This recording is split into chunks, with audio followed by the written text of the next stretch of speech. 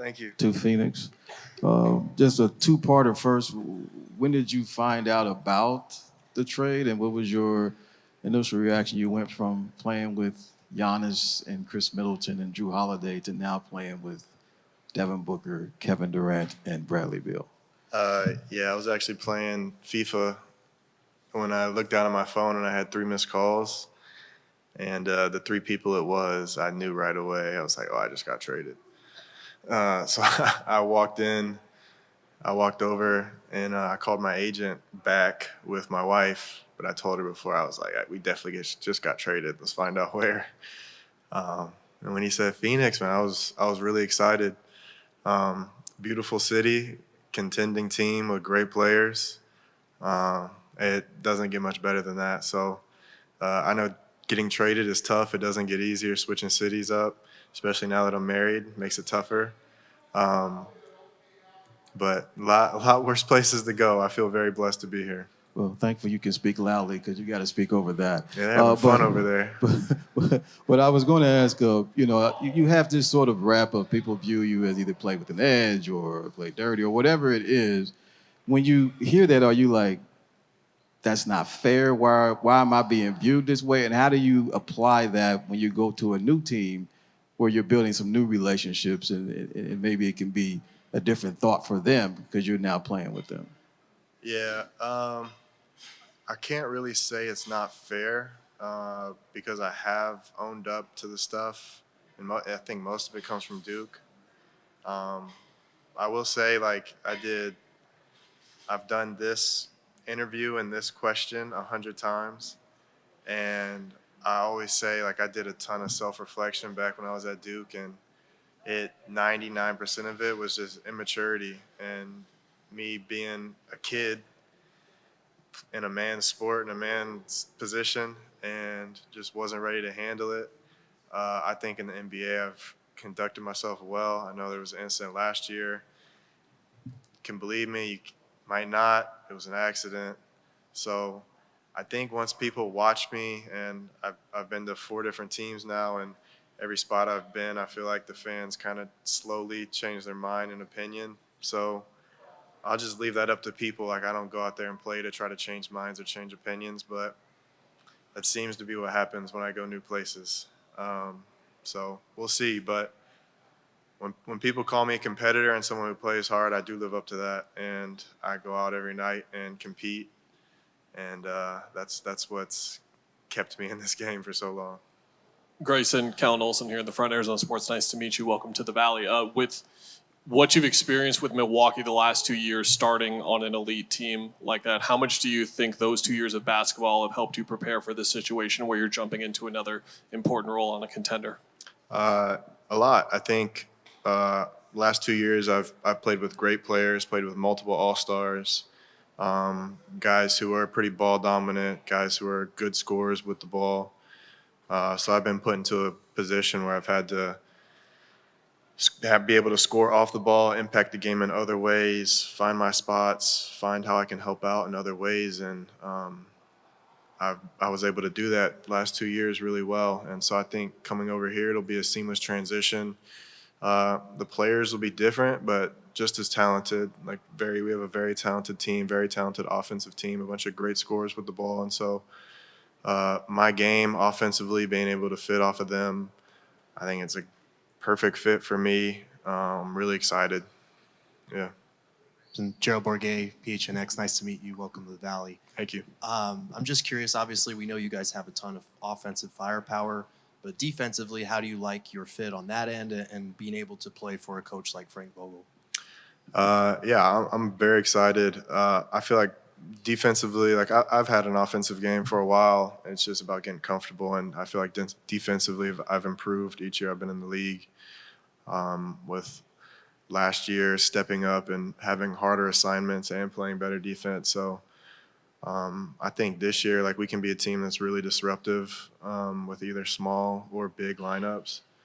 I can't give you too much detail. I've only been here 3 days and I haven't had a practice yet, but I'm really excited for the fit. I think our roster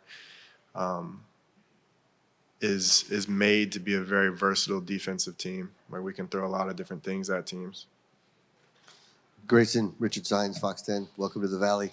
We're talking to Coach, Vogel about you, and he used the word scrappy when describing you. But he also said a lot of scrappy players don't have the talent and the skill set, the shooting, the basketball IQ that you have. Why is it so important for you to be that scrappy guy or the guy that does the dirty work, so to speak?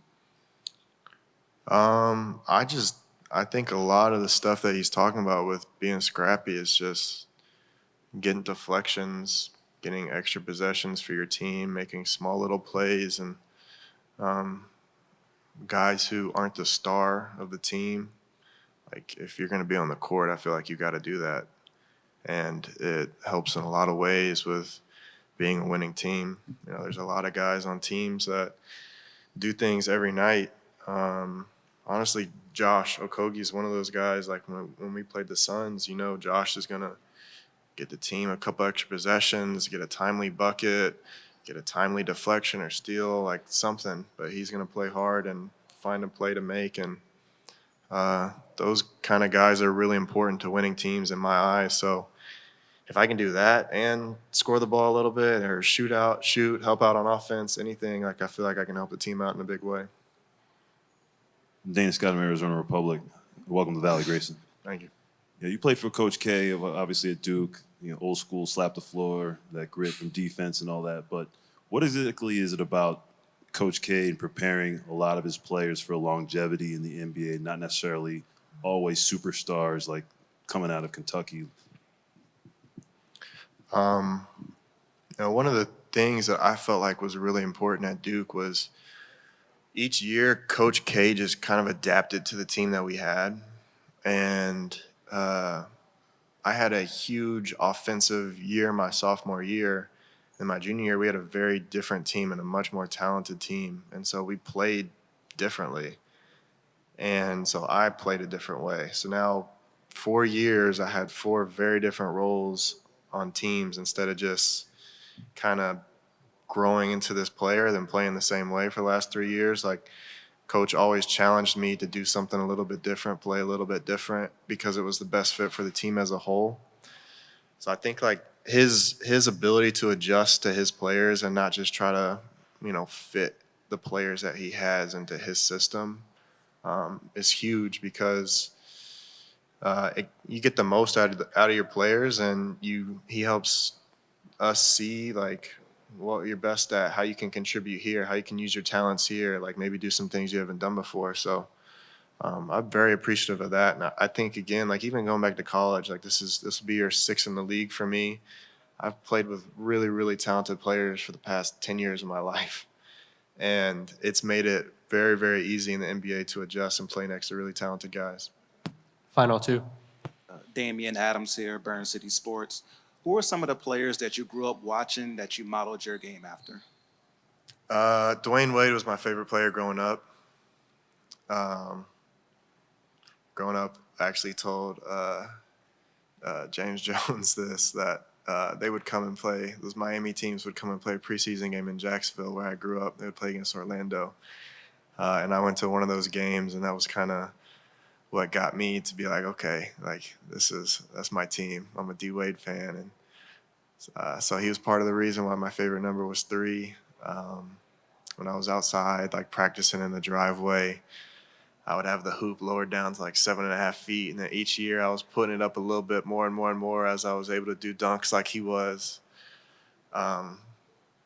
And I know, like, my reputation now in the league is a shooter now, but when I first got to college, for like the first 2 years, I was a driver.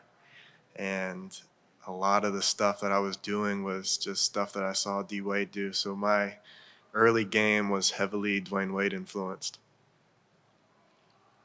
Grayson over here, Chaz Messman, KYMA. What about your game specifically? I know you've only been here a couple of days, but what about your game do you think complements or can add to some of the stars that have already been here, the likes of Devin Booker and KD? The easiest thing right away is shooting. Great scorers are going to draw multiple defenders. And so if you're out there with a great player, you're going to get open looks, just be able to knock them down. I think as being like a secondary playmaker, I can really help with those guys because I can put pressure on the rim. I can get to the paint, driving the ball when people close out hard. And I am a good passer, making plays in there. So being able to find those guys and make it a little bit easier for them works too. So it kind of goes both ways there. All the little stuff we'll figure out here over the next month or so. Hey, Grayson, welcome to the Valley. Paul Richardson, Sports Cave. I look back, you've played with Ingram, you've played with Tatum, you've played with Giannis, now you're playing with KD and Book. Knowing that you've played with so many people that have so much talent as well, work ethic-wise, what does it do for you in terms of how do you push them work ethic-wise, and how do they in turn push you back? I think like being around guys that are super talented like that, you can kind of see the greatness that they have or that they can be. Like in college, like Jaleel Okafor, my first couple of practices with him, I was like, this guy is going to be unstoppable. And so you kind of get that just feeling as a team, like man, if we work hard, like we got a chance to do something special. So I think being in the gym with all these guys, there's just going to be that feeling of like, we have the ability to do something special, so we got to work just to make sure that happens. And it's much easier to get up and go in and do extra work and get your extra shots up when you have that external motivation of like you have a great team with a chance to do something great. And so it's not a lot of guys, like I don't think I need that extra motivation to get up and go work, but it's there if I do. Yeah, thank you. We'll have Keita Bates Diop.